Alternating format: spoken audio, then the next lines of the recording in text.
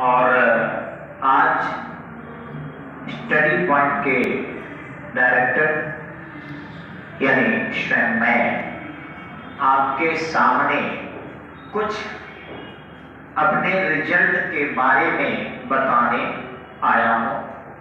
Study point इस corona काल में अपने बच्चों को अच्छी तैयारी नहीं करा सका, क्योंकि कुछ दिन तक ये संस्था कोरोना गाइडलाइन के अनुसार बंद रही।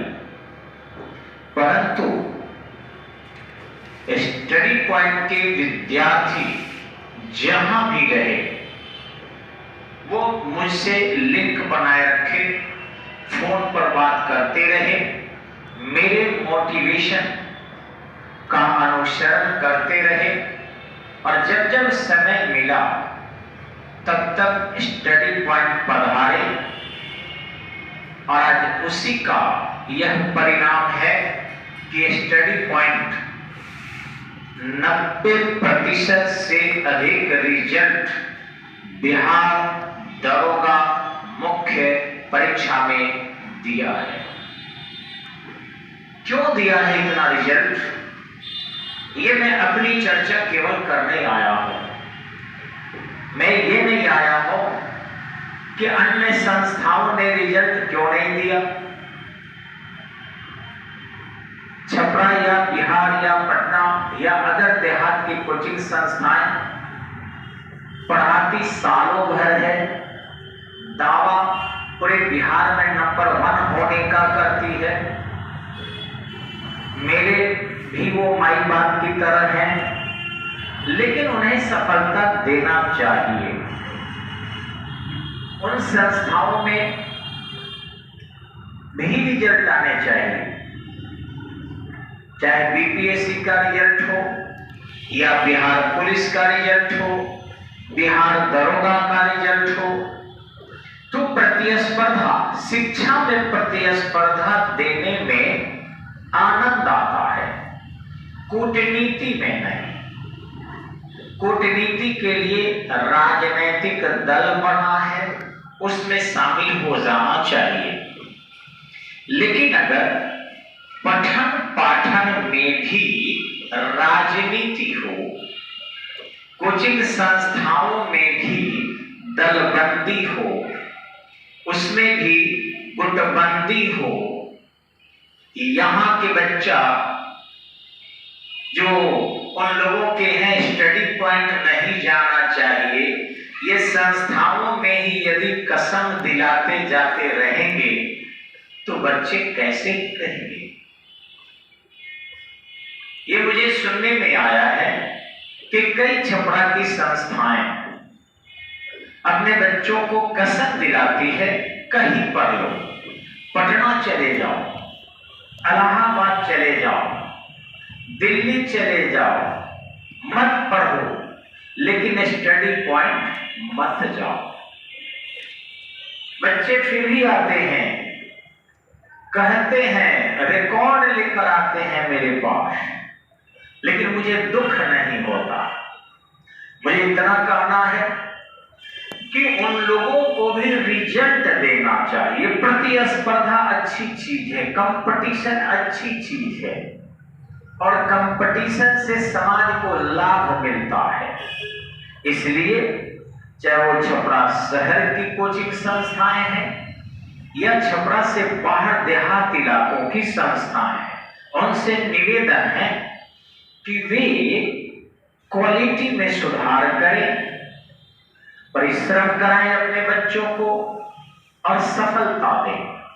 तो उनसे नम्र निवेदन है कि वे पठन पाठन में रुचि लें, बुराई में नहीं, क्योंकि आप बुराई करते हो और यहाँ रिजल्ट पर रिजल्ट आते जा रहा है, इसका क्या करोगे।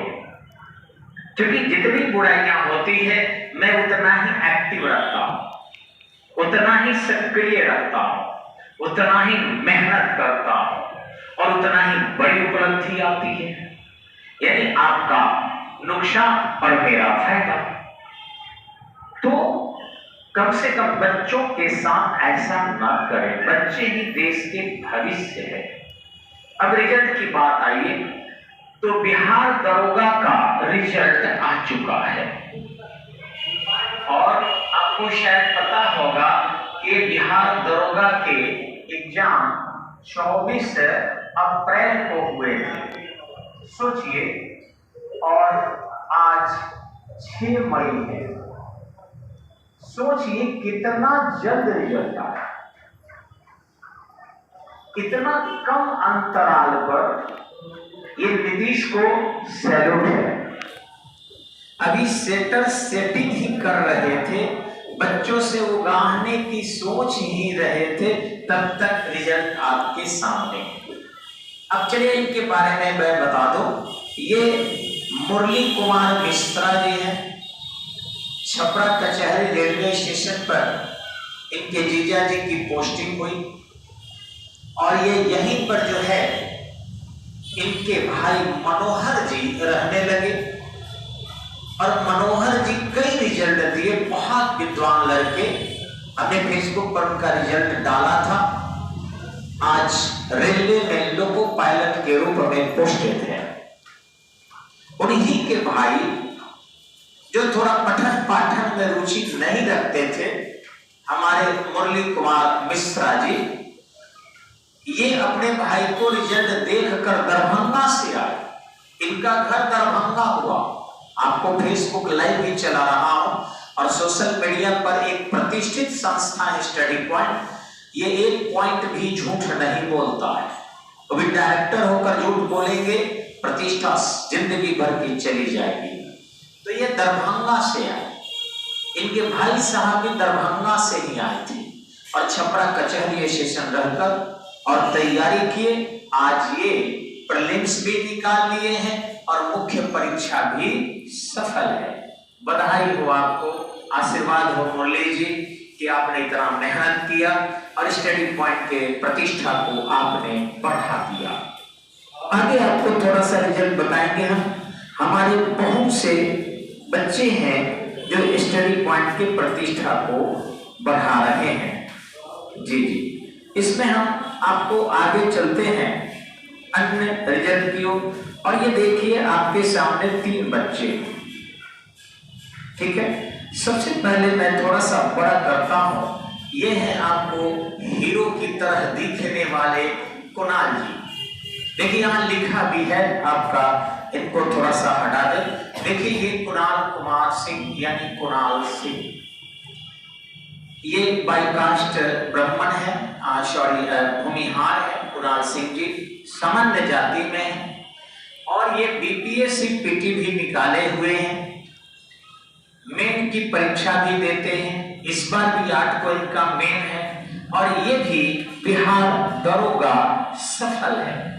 तो इस तरीके से आपको इनको दिल से बधाई और भगवान इनको डीएसपी बनाए, एकदम सुरक्षित बनेंगे भविष्य में। दरोगा तो ये हो चुके क्योंकि पीटी और मेन दोनों निकाल चुके हैं। अच्छा स्कोर मेन में गया है और सुनिश्चित बनेंगे। आगे आपको ठीक इनके अति प्रिय मित्र को मैं दिखाने जा रहा हूं। यह है आपके आशीष बाबा। आशीष दुबे हैं और इनके बारे में थोड़ा मैं बता दूं कि ये हमारे यहाँ के ही जीएस बंगरा के बगल के ही उस्ती के रहने वाले हैं। इनके बड़े भाई अमिताभ जी मेरे यहाँ विद्यार्थी रहे। उमा नगर मेरे मकान में एज ए रेंटर रहे और central bank of India Ekma में उनकी पोस्टिंग हुई और ब्रांच मैनेजर के रूप में अभी देश की सेवा कर रहे हैं। अपने संस्था में भी उन्होंने मैथ की पढ़ाने का काम भी किया था। ये रहा आशीष बाबा। ये भी एक बहुत ही अच्छे विद्यार्थी। इनकी एक जॉब ऑलरेडी फाइनल हो चुकी है। जो बिहार स्टाफ सिलेक्शन कमीशन है उसके तरफ से ज्वाइनिंग ले चुके हैं और इन्होंने इस रिजल्ट की फाइनल ज्वाइनिंग की सूचना हमें 3 मई को दिया था। ये भी बिहार दरोगा सक्सेस है। मेन भी निकाल लिए हैं।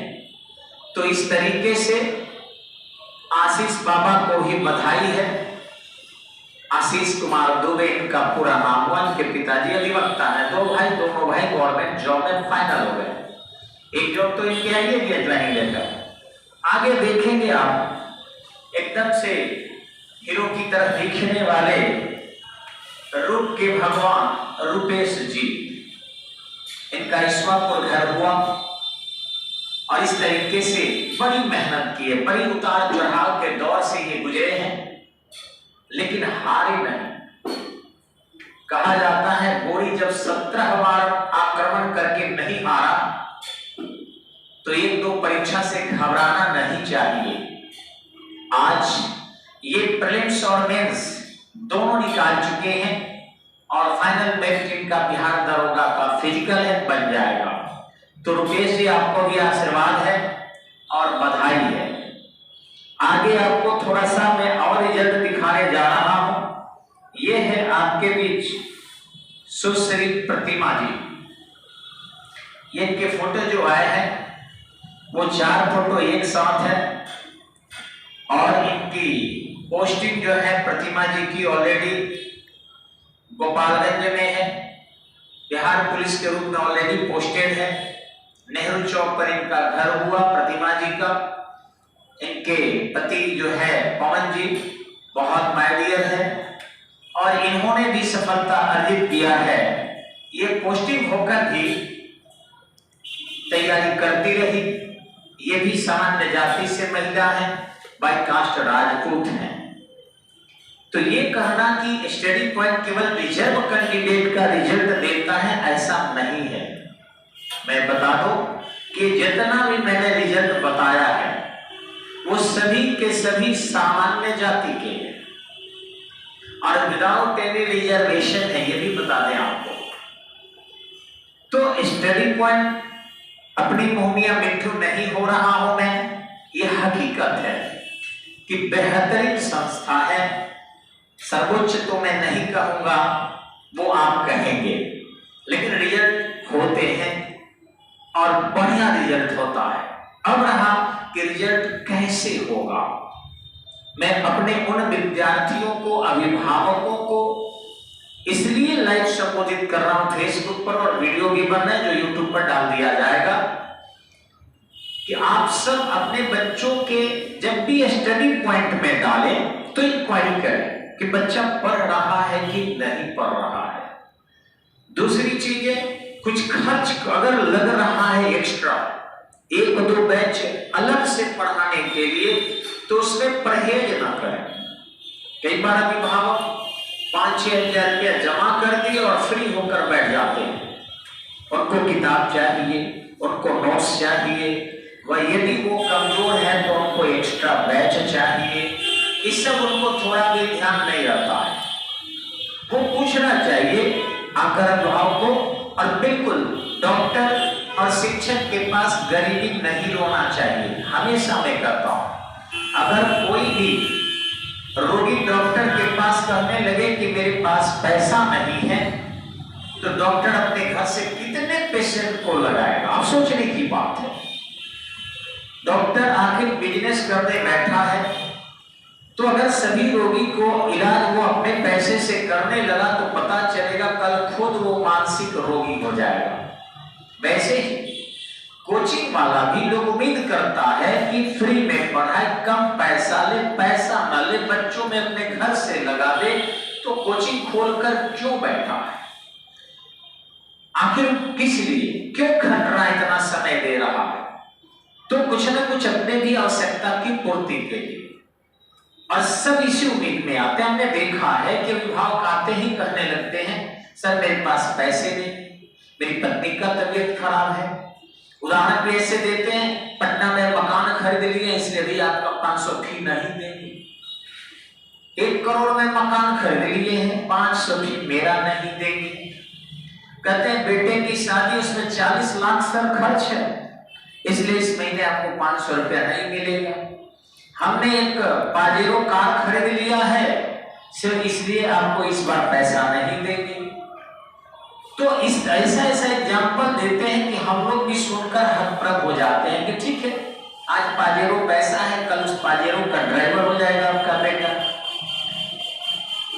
तो ऐसा ना करें।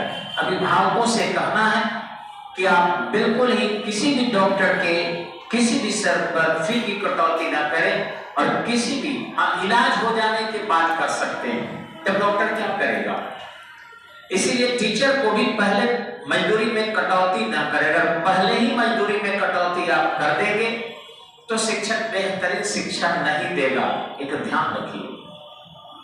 और छात्रों से भी मैं कहूंगा कि वे छात्र जो केवल YouTube पर लगे हुए हैं, केवल गूगल पर लगे हुए हैं, वो सफल नहीं होंगे, ये गारंटी है। तेज हो जाएंगे, अपने साधारण माता पिता को पट्टी पढ़ाने में मास्टर हो जाएंगे। लोग कहता है ना गाछ जहां ना गाछ ना बेरीच वहां लेर प्रधान, वही वाली हाल है। क्योंकि हमारा बिहार अभी भी बहुत शिक्षित नहीं है, ऐसी स्थिति में बेवकूफ बना सकते हैं आपके बच्चे किताब पढ़कर गूगल से या फिर यूट्यूब से, लेकिन सफलता जो है उन्हें फाइनल नहीं मिलेगी। सफलता के लिए एक अनुभवी शिक्षक के पास जरूर रखें। आप सिंपल एक उदाहरण मेरा याद कीजिए, हम अपना नहीं दे रहे हैं। एकलव्य भी अगर वो जंगल में तैयारी कर रहा था तो मिट्टी का ही एक गुरु रखा था, तो एक गुरु रखा था। इसलिए हर कंपटीशन की तैयारी करने वाले को एक शिक्षक जरूर रहना चाहिए जो उन्हें मोटिवेट करे, समस्याओं का समाधान करे, उनका मार्गदर्शन करे। एकलव्य को जंगल में किसी गुरु की आवश्यकता नहीं थी, लेकिन अपने श्रद्धा के डेवलपमेंट के लिए, सेल्फ मोटिवेशन के लिए उन्होंने गुरु द्रोण की मूर्ति को बना दिया था। गुरु द्रोण ने क्या किया ये बात छोड़िए, उधर नहीं जाएंगे। तो मेरा नम्र निवेदन है छात्रों से कि घर बैठ के जो आप बड़े पैमाने पर मोबाइल में लगे हो या फिर लैपटॉप गार्जियन से खरीदवा लिए हो, गार्जियन भी छोड़ दिया है कि कुछ नहीं करता है, दिन भर ऑनलाइन पढ़ता है, आप चेक करो 2-4 गर्लफ्रेंड रखा है, ये पक्का। वो छुपकर उससे बातें करता है, वो नहीं पास करेगा, बर्बाद कर देगा, आपका बेच कर खाएगा। आप समझते हो कि वो बढ़ रहा है, हम लोगों को हिम्मत नहीं होती कि बताएं, लेकिन जानते हैं कि वो क्या कर रहा है। इसलिए अपने बच्चों को यदि पढ़ाना है, सफलता दिलाना है, तो इन बच्चों की तरह आप उन बच्चों को स्टडी पॉइंट भेजिए। स्टडी पॉइंट के मोटिवेशन उन्हें मिलेगा। यहां पर कुछ प्रश्न होते हैं, कुछ सवाल करते हैं, कुछ उत्तर देते हैं, कुछ परस्पर कंपटीशन करते हैं।